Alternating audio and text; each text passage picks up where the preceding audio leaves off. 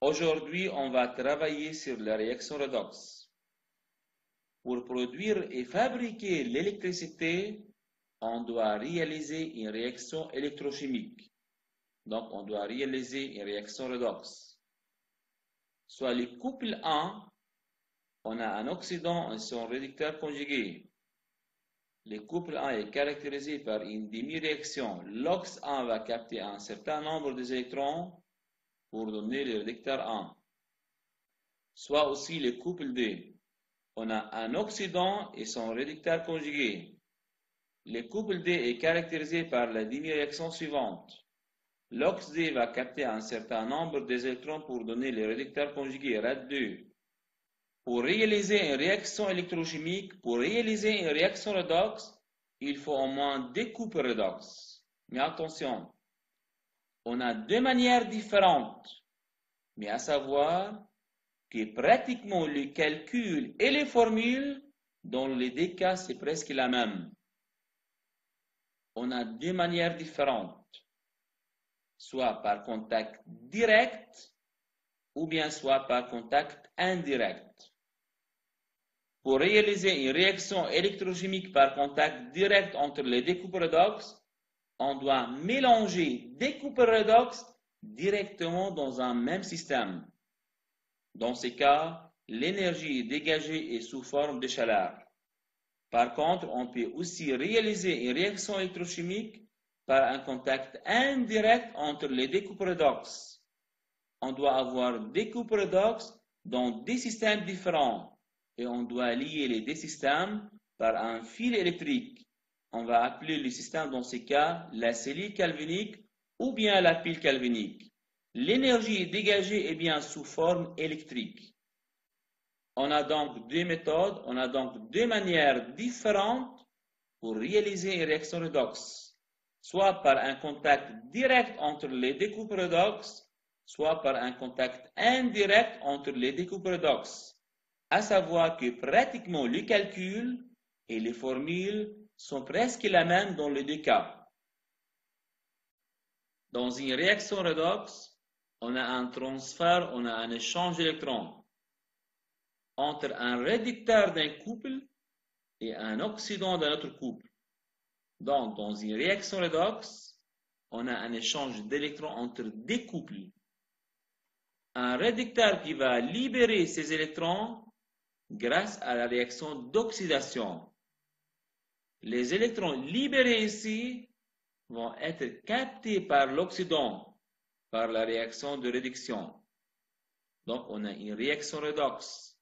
Un oxydant va donner son réducteur conjugué et un réducteur va donner son oxydant conjugué. La réaction redox entre deux couples redox est un équilibre chimique. Et chaque équilibre chimique est caractérisé par une constante d'équilibre. Donc, cette réaction est caractérisée par une constante d'équilibre Kr. Kr égale aux activités des produits sur les activités des réactifs. À prendre aussi en considération les coefficients stéchiométriques des produits et les coefficients stéchiométriques des réactifs dans la relation des constantes d'équilibre de cette réaction redox. Chaque réaction redox entre deux couples redox est caractérisée par une constante d'équilibre Kr. Kr dépend du pouvoir oxydant de l'oxydant. Kr dépend du pouvoir réducteur du réducteur. Kr dépend de la force relative des espèces oxydantes et Kr dépend de la force relative de l'espèce réductrice.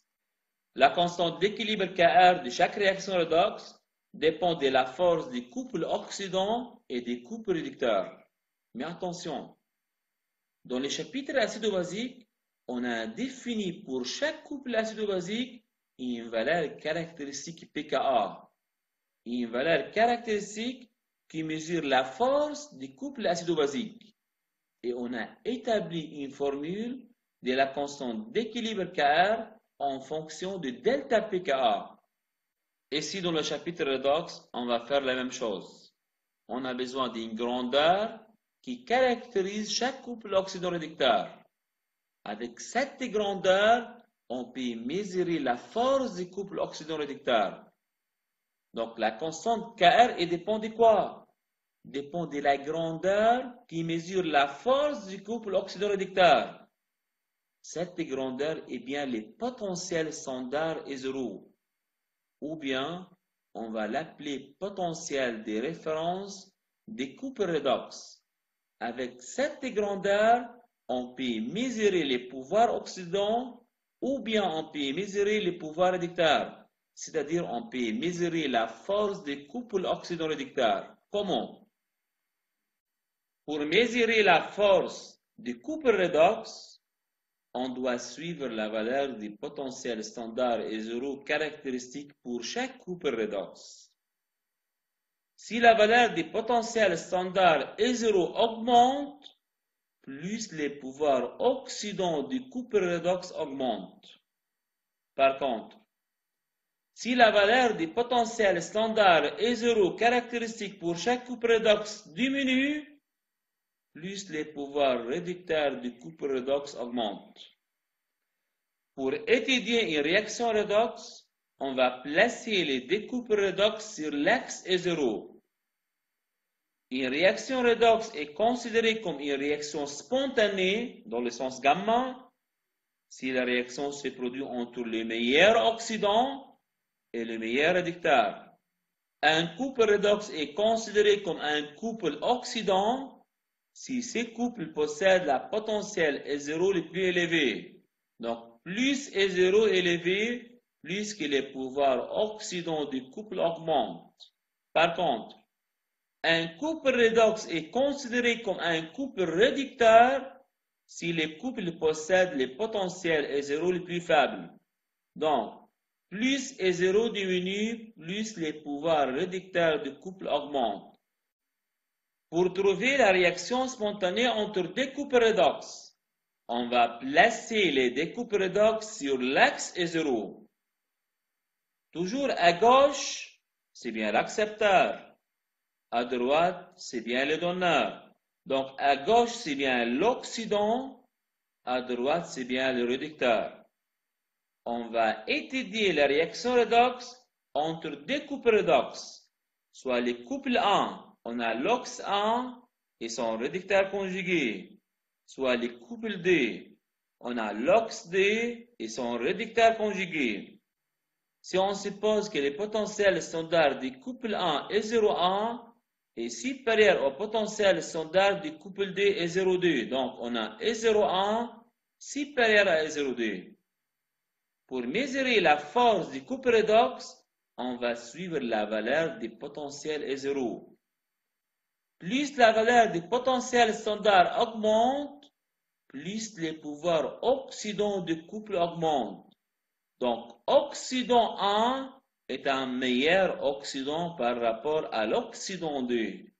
Par contre, plus la valeur du potentiel standard E0 diminue, plus les pouvoirs réducteurs du couple augmentent.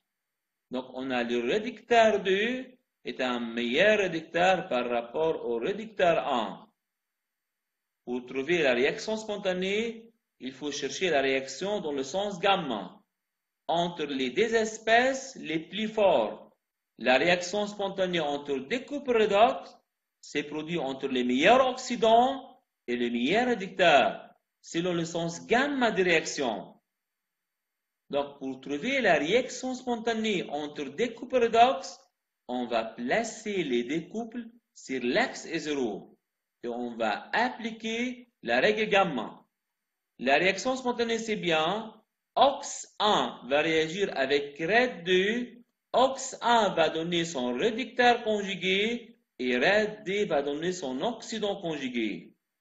La réaction spontanée entre deux couples redox se produit entre les deux espèces les plus fortes pour donner les deux espèces les plus faibles. Donc la réaction spontanée se produit entre les meilleurs oxydants et les meilleurs réducteurs pour donner l'oxydant le plus faible et le réducteur le plus faible. On va faire une petite application sur la réaction redox. On va réaliser cette expérience. si on place une lame métallique de zinc Zn dans une solution qui contient les ions Cu2+. Donc, on a une solution de Cu2+ de couleur bleue et on place une lame métallique de Zn. On remarque qu'à la fin d'expérience, on a quelques changements. La solution bleue est devenue incolore. Par contre, on a un dépôt rouge sur la lame métallique de Zn. Comment on peut comprendre et expliquer ces observations? On a une solution incolore de Zn2+, et on n'a plus des ions Cu2+. Par contre, sur la lame de Zn, on a un dépôt de Cu. Tous ces changements sont à cause qu'on a un transfert d'électrons, on a un échange d'électrons entre les deux espaces. On a donc une réaction redox. Cu2+ a été réduit. Cu2+ a capté des électrons pour donner Cu. Par contre, la lame de Zn a été oxydée. Zn a été oxydé pour donner Zn2+ en libérant des électrons. On a donc la réaction redox suivante. Zn, c'est un réducteur qui a été oxydé pour donner son oxydant conjugué en libérant des électrons. Cu2+, c'est un oxydant qui a capté des électrons pour donner son réducteur conjugué, pour donner Cu. Donc la réaction, c'est bien Cu2+ puis Zn. Cu2+ a donné son réducteur conjugué et le Zn a donné son oxydant conjugué Zn2+. Si on réalise l'expérience inverse, si on prend une lame métallique de cuivre dans une solution incolore de Zn2+, donc on a une solution incolore de Zn2+, et on met une lame métallique de Cu. À la fin d'expérience, on remarque qu'on n'a aucun changement. Il ne se passe rien. Aucune réaction apparente. Pourquoi? Pourquoi si on plonge une lame métallique de Zn dans une solution de Cu2+, on a une réaction redox? Par contre, pourquoi si on plonge une lame de Cu dans une solution de Zn2+, pourquoi on n'a pas de réaction redox? D'après les deux expériences, on remarque que l'ion Cu2+ est capable d'oxyder le réducteur Zn. Par contre, on remarque que l'ion Zn2+ est incapable d'oxyder le réducteur Cu. Et aussi, on remarque que le métal Zn est capable de réduire l'oxydant Cu2+. Par contre, on remarque que le métal Cu est incapable de réduire l'oxydant Zn2+. On remarque que l'ion Cu2+, c'est un meilleur oxydant que l'ion Zn2+. Et aussi, on remarque que le métal Zn est un meilleur réducteur que le métal Cu.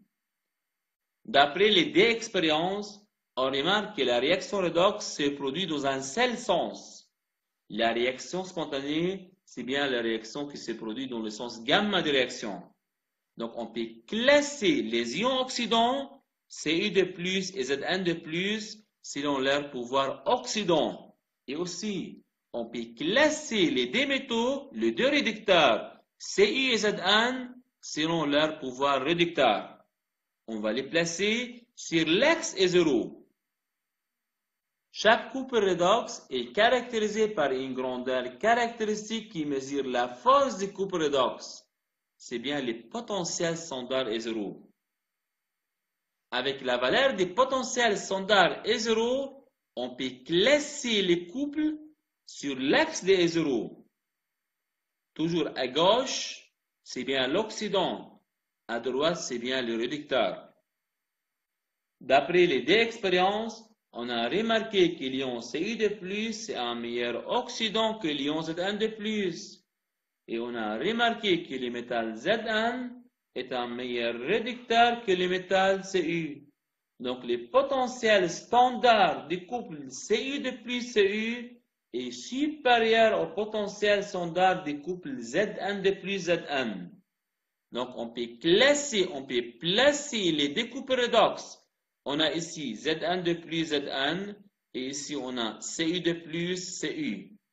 Toujours de ce côté, c'est bien l'oxydant, et de ce côté, c'est bien le réducteur. Si la valeur des potentiels standards E0 augmente, donc les pouvoirs oxydants est bien croissant. Par contre, si la valeur des potentiels standards E0 diminue, donc c'est bien les pouvoirs réducteurs croissants. Donc plus la valeur E0 augmente, plus que les pouvoirs oxydants augmentent. Par contre, plus la valeur E0 diminue, donc plus les pouvoirs réducteurs augmentent. La réaction spontanée entre deux couples redox se produit entre l'oxydant le plus fort et le réducteur le plus fort selon le sens gamma des réactions. Donc, pour trouver la réaction spontanée entre deux couples redox, on va placer les deux couples sur l'axe E0. La réaction spontanée, c'est bien la réaction qui se produit entre l'oxydant le plus fort et le réducteur le plus fort, pour donner l'oxydant le plus faible et le réducteur le plus faible.